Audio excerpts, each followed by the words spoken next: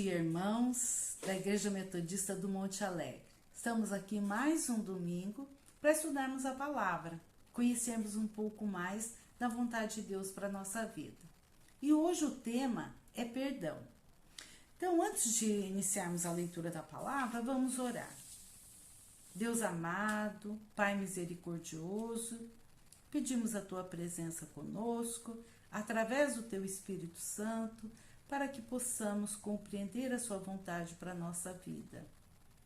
Dá-nos a Tua paz e é em nome santo de Jesus que nós pedimos. Amém. Muito bem. O texto base da lição é Mateus 18, 21 e 22. Então Pedro, aproximando-se, perguntou a Jesus: Senhor, até quantas vezes meu irmão pecará contra mim, que eu lhe perdoe? Até 7 vezes? Jesus respondeu: Não digo a você que perdoe até 7 vezes, mas até 70 vezes 7. O perdão é uma atitude nobre que promove a restauração de relacionamentos quebrados. Apesar de ser considerado uma grande virtude e admiração para quem o pratica, há um consenso de que não é fácil oferecer perdão, principalmente quando a ofensa é pungente e orquestrada por pessoas próximas, íntimas. Vamos ler Salmo 55, 12 e 13 para vermos isso. Porque não é um inimigo que me afronta, se o fosse, eu o suportaria. Nem é o que me odeia quem me exalta contra mim, pois dele eu me esconderia. Mas é você, homem meu igual, meu companheiro e meu íntimo amigo. Juntos nos entretínhamos e íamos com a multidão à casa de Deus. Então, o perdão é mais difícil, a situação fica mais complicada quando é alguém íntimo, quando é algum amigo, um familiar, alguém que convive comigo na comunidade. Quando nós percebemos que aquilo é forte, né? É pungente e foi orquestrado, ou seja, aquilo foi planejado por alguém que eu conheço, que é íntimo, então aquilo fica muito difícil. É muito difícil de lidar com esse sentimento. Mas também há um certo consenso de que o perdão é terapêutico, principalmente para quem experimenta. O perdão tem o poder de quebrar o ciclo da culpa e da dor, porque é natural que as pessoas ofendidas ou magoadas fiquem ressentidas pela ferida causada diante de um desentendimento pessoal. O ressentimento significa literalmente sentir de novo. O ressentimento apega-se ao passado. Liberam muitas e muitas vezes. Arranca cada nova casca de modo que a ferida nunca sara. Então, é comum a gente dizer que se alguém próximo fez alguma coisa, a gente vai ficar ressentido, vai sentir raiva. Então, é mais difícil liberar o perdão. Agora, se a gente não perdoa a situação, se a gente segura aquela raiva, aquele ressentimento, não busca perdoar, todas as vezes que a gente lembra da situação, aquele sentimento volta e abre de novo a ferida. É como se tivesse acontecendo de novo tudo aquilo. Então, o perdão é terapêutico por quê? Porque ele cura essa ferida. Ele tira esse ressentimento. Quando eu me lembro da situação, não existe mais o ressentimento. Eu me lembro da situação, mas eu já perdoei. O maior exemplo de perdão é de Deus, que perdoa os pecados da humanidade por meio do sacrifício de seu Filho Jesus Cristo na cruz. E é o próprio Jesus que ensina seus discípulos a perdoarem-se mutuamente, como é o caso do diálogo de Pedro com Jesus sobre quantas vezes se deve perdoar o ofensor. Então, o maior exemplo que nós temos é de Deus, que perdoou a humanidade que pecou contra ele. Então, veio em forma de homem, Jesus Cristo, que morreu na cruz para nos perdoar. E quem que está ensinando os apóstolos sobre isso? O próprio Jesus.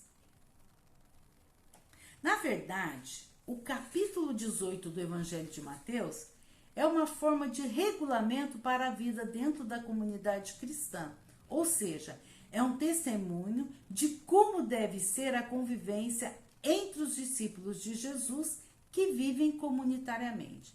Então é muito importante para nós que vivemos de maneira comunitária, mesmo agora à distância, né? Mas buscamos estar juntos, mesmo online, que a gente leia o capítulo 18 de Mateus, porque ele traz muitos ensinamentos. Ele é muito importante para quem quer viver bem em comunidade. De certo modo, o texto demonstra que os relacionamentos na comunidade são passíveis de conflitos e tensões. Há uma clara discussão sobre quem é maior ou mais importante entre eles. Mateus 18:1. Vamos pegar aqui para gente. 18:1. Naquela hora, os discípulos se aproximaram de Jesus e perguntaram: quem é o maior no reino dos céus? Então a gente vê ali que já havia um conflito, eles querendo saber quem era o maior no reino de Deus. Há uma clara discussão, né, sobre quem é maior, o mais importante. E sobre como deve ser a postura do discípulo e da igreja como um todo sobre a forma de tratar a pessoa ofensora ou de se afastar da comunhão. Então, o capítulo 18, ele nos mostra que existem tensões, existem conflitos, mas como nós devemos lidar com essas situações. Então, em Mateus 12, de 12 a 15, e depois 17 a 21. Vamos lá. 12. O que vocês acham? Se um homem tiver 100 ovelhas e uma delas se desgarrar, não deixará ele nos montes as 99, indo procurar a que se desgarrou? E se consegue encontrá-la, em verdade lhes digo que ficará mais alegre por causa desta do que pelas 99 que não se desgarraram. Assim, não é da vontade do Pai de vocês, que está nos céus, que se perca um só desses pequeninos. E se o seu irmão pecar contra você, vai e repreenda em particular. Se ele ouvir, você ganhou o seu irmão. Mas se não ouvir, leve ainda com você uma ou duas pessoas, para que pelo depoimento de 2 ou 3 testemunhas, toda a questão seja decidida. E se ele se recusar a ouvir essas pessoas, exponha o assunto à igreja. E se ele se recusar a ouvir também a igreja, considere-o como gentio e republicano. Então veja, vamos continuar. Em verdade vos digo que tudo que ligarem na terra terá sido ligado nos céus, e tudo que desligarem na terra terá sido desligado nos céus. Em verdade também lhes digo que se 2 de vocês sobre a terra concordarem a respeito de qualquer coisa que vierem a pedir, isso lhes será concedido por seu Pai que estás nos céus. Porque onde estiverem 2 ou 3 reunidos em meu nome, ali estou eu no meio deles. Então Pedro, aproximando-se, perguntou a Jesus. E aí ele pergunta, quantas vezes devemos perdoar? Então Jesus está dizendo aqui que nós devemos cuidar para que as pessoas da comunidade não vão embora. Nós temos que ter esse cuidado. Devemos também chamar a atenção das pessoas que não estão no caminho. Mas de que forma? De forma cuidadosa, de forma misericordiosa, de forma amorosa, para que essa pessoa não saia da comunidade. E também para que a gente possa liberar essa misericórdia, possa experimentar também, assim como Deus nos perdoou, estar trazendo essa misericórdia para resolver conflitos e tensões que com certeza terão. A comunidade sempre terá conflitos e tensões. Nós precisamos estar certo disso. Muito bem. O texto de Mateus, que nós lemos, de 21 a 35, aborda o tema do perdão através do diálogo de Jesus com Pedro. E logo em seguida, temos uma parábola que ilustra a importância do perdão para o reino de Deus. Então Pedro aproximou-se e perguntou a Jesus: Senhor, até quantas vezes meu irmão pecará que eu tenha que perdoar? 7 vezes? Jesus falou: não, 70 vezes 7. A principal marca de Jesus, que Jesus espera de sua igreja, é o perdão, sem limites. Pedro indagou a Jesus sobre a qualidade do perdão que o discípulo deve oferecer diante de uma ofensa. Ele perguntou se seriam 7 vezes. O 7 é um número importante e simbolicamente representava algo perfeito, completo, inteiro. Na comunidade judaica daquele momento, eles entendiam que o número 7 representava a perfeição. Era um símbolo para eles de perfeição. E foi nesse intuito que Pedro perguntou: o perdão tem que ser perfeito? Como 7? São 7 vezes? E Jesus falou: não como 7, mas 70 vezes 7. A resposta de Jesus foi mais surpreendente ainda quando ele diz isso. Isso significa que Jesus espera um perdão completo, completíssimo, sem limites, infinito, inúmeras vezes repetido. O que Jesus enfatiza é a qualidade do perdão e não meramente a quantidade. Na verdade, não há limites. O que se requer é que seus discípulos estejam dispostos a perdoar de forma completa. Isso inclui um perdão sincero e profundamente marcado na alma. Então, não é a quantidade, mas a qualidade. Um perdão completo, um perdão definitivo, inteiro. Como de costume, e para realçar esses ensinamentos, Jesus conta a seus discípulos uma parábola, Mateus 18, de 23 a 35. Por isso, o reino dos céus é semelhante a um rei que resolveu ajustar contas com os seus servos. E passando a fazê-lo, trouxeram-lhe um que lhe devia 10.000 talentos. Não tendo ele, porém, como que pagar, o senhor desse servo ordenou que fossem vendidos ele, a mulher, os filhos e tudo que possuía, e que assim a dívida fosse paga. Então o servo, caindo aos pés dele, implorava: tenha paciência comigo e pagarei tudo o que devo ao senhor. E o senhor daquele servo, compadecendo-se, mandou embora e perdoou a dívida. Saindo, porém, aquele servo, encontrou um dos seus conservos que lhe devia 100 denários. Agarrando, começou a sufocá-lo, dizendo: pague-me o que me deve. Então o seu conservo, caindo aos pés dele, pedia: tenha paciência comigo e pagarei tudo a você. Ele, porém, não quis, pelo contrário, foi e lançou-o na prisão até que saldasse a dívida. Vendo seus companheiros o que havia acontecido, ficaram muito tristes e foram relatar ao seu senhor tudo o que havia acontecido. Então o senhor, chamando aquele servo, lhe disse: servo malvado, eu lhe perdoei aquela dívida toda porque você me implorou. Será que você também não devia ter compaixão do seu conservo? Assim como eu tive compaixão de você? E, indignando-se, o senhor entregou aquele servo aos carrascos, até que lhe pagasse toda a dívida. Assim também o meu Pai que estás no céu fará com vocês, se do íntimo não perdoarem a cada um de seus irmãos. Muito bem. Então, nela, ele compara o reino de Deus a um rei que resolveu ajustar contas com seus servos que lhe deviam. Um devia uma quantia impagável e suplicou paciência, obtendo a misericórdia e o perdão da dívida pelo rei. Porém, esse mesmo servo que recebeu o perdão da dívida era credor, mas de um valor bem pequeno. um denário, de outra pessoa e exigiu o pagamento da dívida. Mesmo a pessoa pedindo paciência, esse servo mau levou a pessoa que lhe devia para a cadeia para que saldasse a dívida. E aí, sabendo o ocorrido, o rei o repreendeu.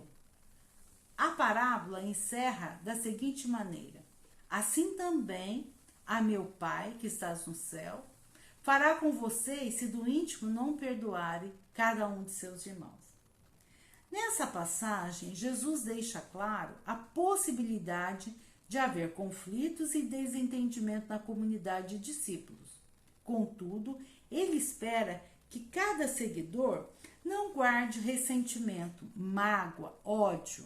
Pelo contrário, deve estar disposto a se reconciliar com seu irmão. O perdão perfeito para Jesus é aquele que sai do fundo do coração. E como isso acontece? Quando se compreende o real significado do perdão de Deus e a abertura para receber a misericórdia dele. Quanto mais a pessoa se enche da misericórdia de Deus, não vai tendo espaço para raiva ou ressentimento em seu coração. Quando o discípulo de Jesus experimenta a aceitação incondicional de Deus, mesmo sendo cheio de dívidas, o perdão nasce no seu coração e ele fica apto a oferecer o perdão ao seu ofensor. Então, conhecermos, crermos que Jesus veio e perdoou os nossos pecados, mesmo nós não merecendo, nos ajuda a aceitar esse perdão. E aceitando esse perdão, isso nos ajuda a perdoarmos outras pessoas. Porque quando eu me sinto pago dos meus pecados, quando eu sinto o amor misericordioso de Deus sobre mim e aceito esse amor, isso faz com que dentro de mim nasça misericórdia para com o meu irmão, para aquele que fez alguma coisa contra mim. Então, essa é a chave para nós aprendermos a ser misericordioso.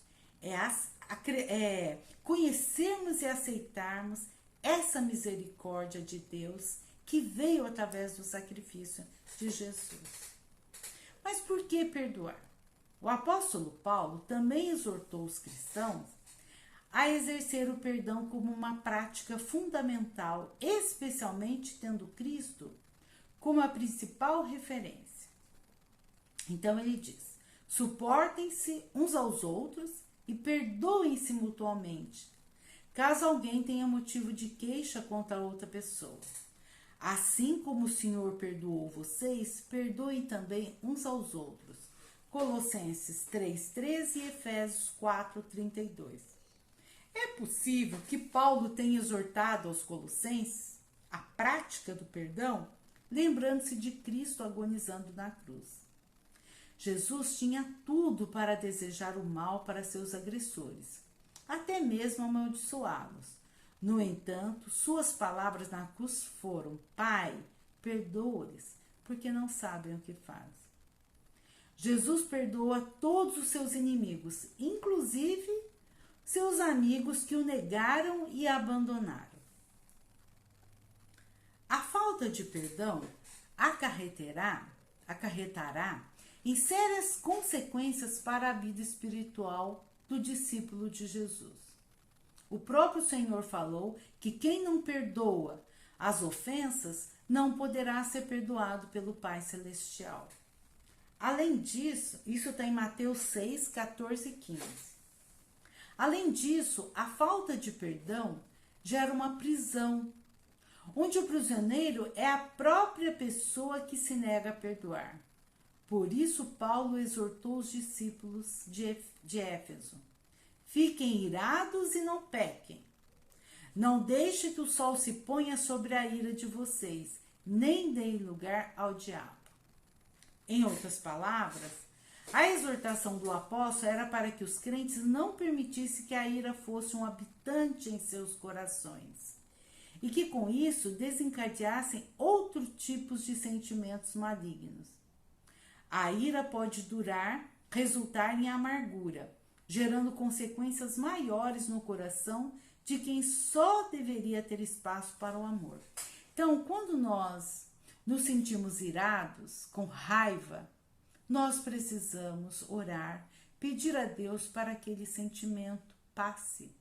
Porque a raiva ela gera outro sentimento, outras vontades que são malignas. Por exemplo, da vingança, da agressão. Então, nós precisamos pedir ao Espírito Santo que limpe o nosso coração, que retire a raiva, para que possa habitar nele a misericórdia, o amor.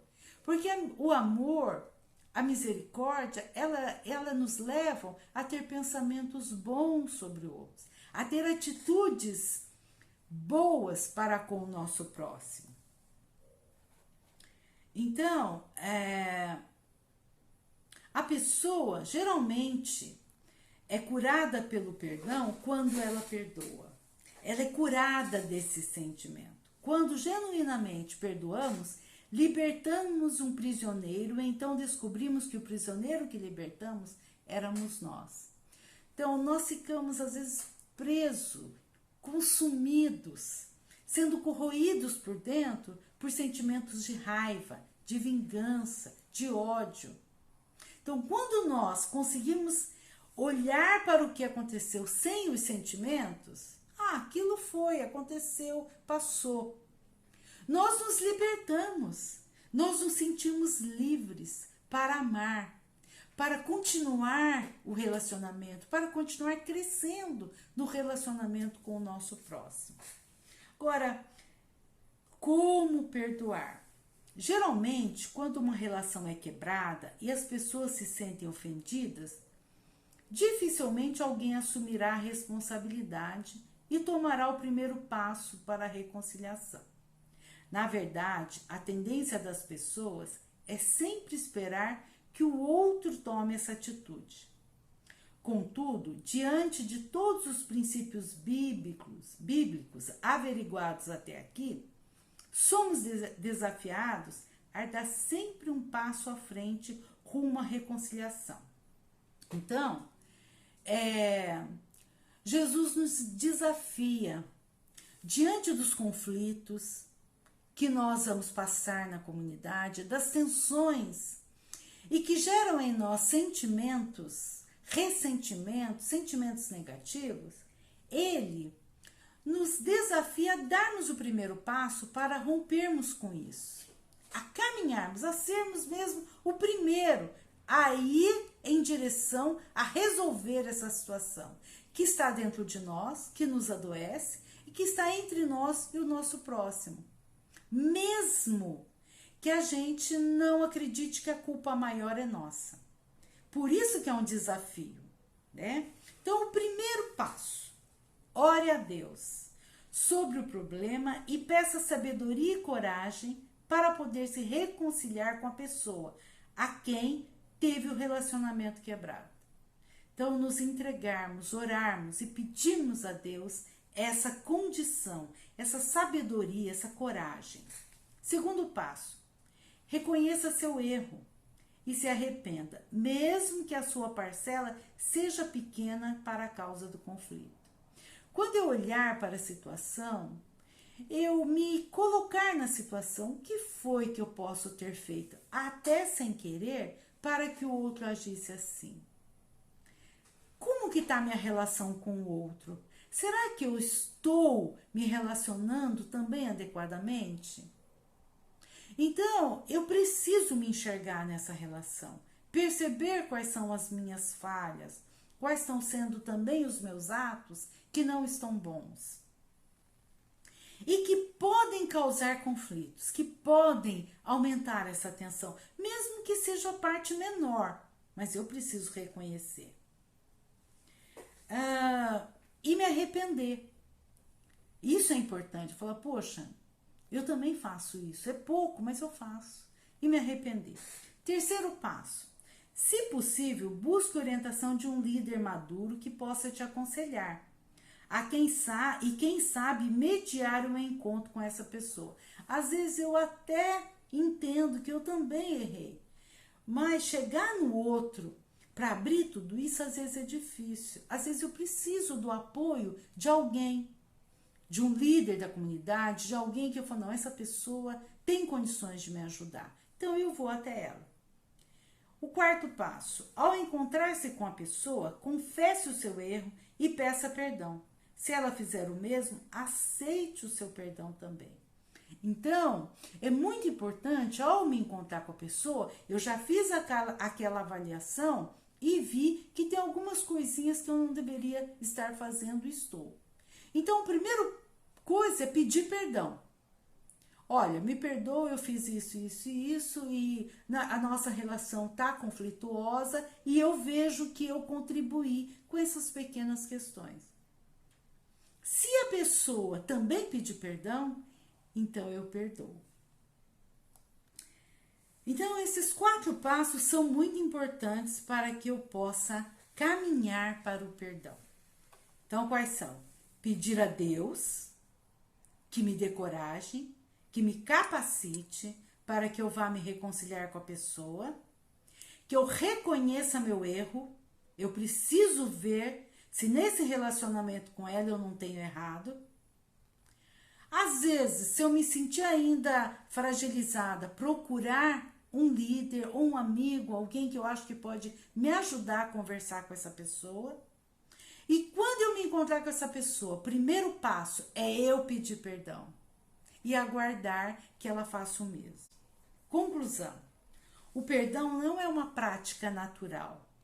Se for depender da própria vontade da pessoa, jamais perdoaremos. Mas o perdão é possível para quem tem um coração redimido e transformado pela graça de Deus. Então eu preciso buscar essa mudança através da graça de Deus. Devemos perdoar porque recebemos o maior de todos os perdões, o perdão divino. Os conflitos e tensões aparecerão na comunidade cristã, mas o verdadeiro discípulo é aquele que procura seguir os passos do seu Mestre e Senhor Jesus Cristo, ao estar disposto a perdoar, por mais dolorosa que seja essa atitude. Então, o perdão não é natural. Nós temos que buscar aprender a perdoar, conhecendo a graça redentora de Deus.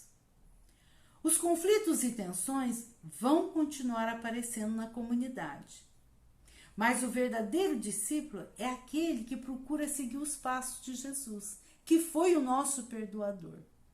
Então, diante das tensões, diante dos conflitos, eu vou buscar seguir a Jesus, que foi o meu grande perdoador. E ter sempre essa atitude, conseguir ter essa atitude com Jesus. Que nós possamos estar gratos a Deus pelo perdão, que nós possamos aceitar esse perdão e com isso perdoar os nossos pecados, nós mesmos nos perdoarmos e assim podemos perdoar o nosso irmão. Que Deus nos abençoe e nos guarde. Até a próxima. Amém.